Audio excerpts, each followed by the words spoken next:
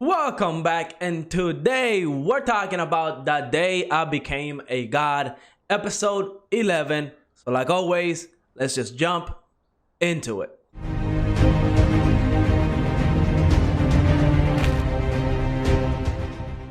Episode 11 of the day I became a god. We got a little bit of a taste of how emotional this anime can get, especially towards the end. Because really in the beginning, right, like in the first like 8 or 9 episodes, I believe, not a lot happened where it will make us sad or feel any of those type of emotions, right? Yes, we had the Izanami scene. I feel like that was one of the biggest ones we had in this anime, but I feel like this episode kind of topped it a little bit, right? Seeing Sota work so hard so he can have Hina remember him and all the friends that she has back home, all the people that are waiting for her. I feel like this episode did a great job at getting those emotions, fired up. But yeah, let's talk about this episode. But before we jump into it, let me remind you to like and subscribe. It definitely helps the channel out. And of course, I greatly appreciate it. But let's talk about the day I became a god, episode 11. We have one more episode to go for the season finale. And I think this episode is setting everything up just right for the season finale. I do think we are going to get quite a sad ending.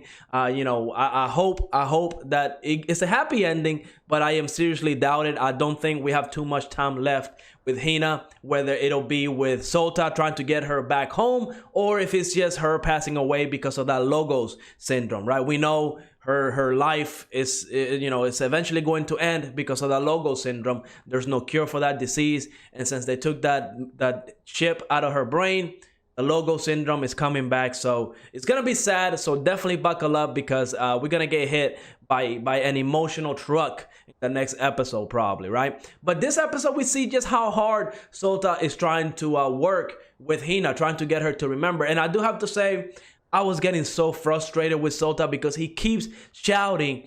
And that was the first thing the nurse told him. I forgot the nurse name, but she told him, don't shout. She's scared of men.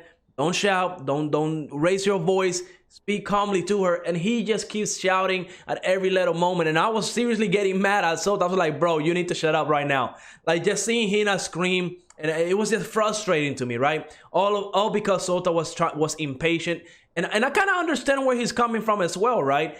You know, Hina and him, they have a special connection. They spend all summer together. So, he does treat her like family, and he wants to get her back with her family, right? All the people that she kind of spent the summer with. But just every time he was shouting, it did kind of frustrate me. So I was kind of getting mad at that. But we also learned the nurse's backstory, how she had a kid, and that kid had, something was wrong with him, ended up passing away. So she's also very attached to Hina. She's helping Hina out. And I like how Sota was able to observe what she was doing and kind of build from that, right? It turns out that Sota is not as dumb as he kind of seemed in the first half of the episode, right? Because again, him shouting made me mad. Like, bro, calm down.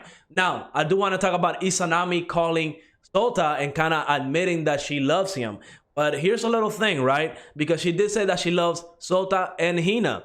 So it's a kind of like a friend zone thing. Like maybe Izanami loves Sota as a friend, not as a lover. Remember, episode 1 of this anime started off with Hina offering her powers of omniscience to Sota so he can get the love of his life, Izanami. And we see in episode 11, she finally admitted that she has feelings for him, but she wasn't very clear, right? Because she did say, again, that's the little line that's throwing me off, that she said, she loves Sota and Hina. To me, that seems like a friend thing, like she loves them as family, and not like something that you would think like a lover or something like that, right? But, one episode left. I'm sure all these different storylines are going to be closed out in episode 12.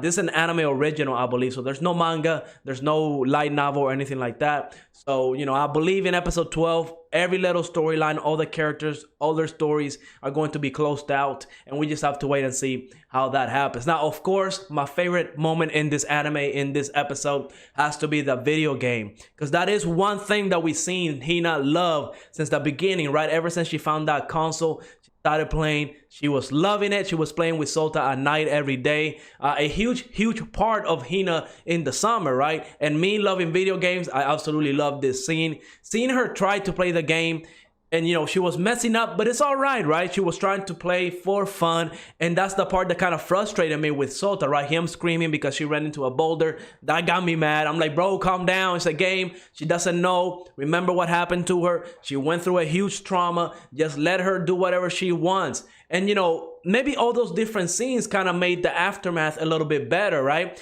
Because after we see Sota spend all night leveling up so he can get those characters overpowered, so Hina doesn't have to struggle with the game. That whole scene really like almost got to me, right? I didn't cry, but the emotions were definitely there.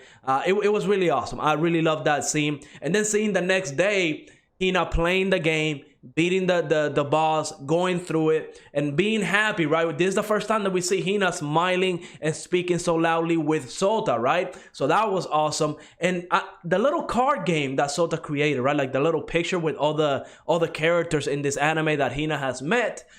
I wonder why Hina was throwing his picture away. Maybe because he was there and, he was screaming every other second. Maybe that's why. But she kept the other ones. So maybe she does remember a little bit, or maybe she is starting to remember. But that scene right there was funny, how she kept throwing his picture away and Sota kind of took it away because, he'd rather that Hina remembers everybody else rather than just him. Sota really wants Hina to come back. So he is trying his hardest. But then at the end of the episode, when that nurse looked at the reports and saw that, he wasn't really reporting what he was doing, right? He's playing games with her, but he's not writing that in the reports. He's just, copying and pasting the reports over.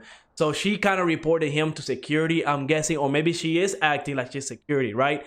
Because at this point, I don't know if the nurse really wants what's best for Hina. Maybe she believes she's the best thing for Hina right now. And it's a fair thing to say, right? She is taking care of Hina very, very well, right? Like, I would not put it past, like, I would not be mad if Hina stays in this facility for the rest of her life, because she is being treated very, very well. The nurse that's taking care of her is doing a very good job. But I am kind of salty because it seems to me like she only reported Sota because he's making such a good, effort. He's actually changing Hina. So she's actually recognizing him, and he's doing it so fast that I feel like the nurse is kind of jealous, and that's the only reason she reported him, right? I could be wrong about that. Again, maybe she does think that Sota is not the best thing for her and that she is. Again, none of them are wrong in this, right? None of them are wrong. Both of them are right in this situation. But honestly, I really do want Hina to go back with Sota and spend the rest of her life, whatever little time she has left, with people that she recognized and people that she helped in the summer. Hopefully, we get the answers to all of that in episode 12. But, I think episode 12 is going to be the episode where Hina passes away. And I hope that if she does go away, it's with a group of friends that she recognizes next to her. I feel like that's the best way to do it. But we'll see how it ends.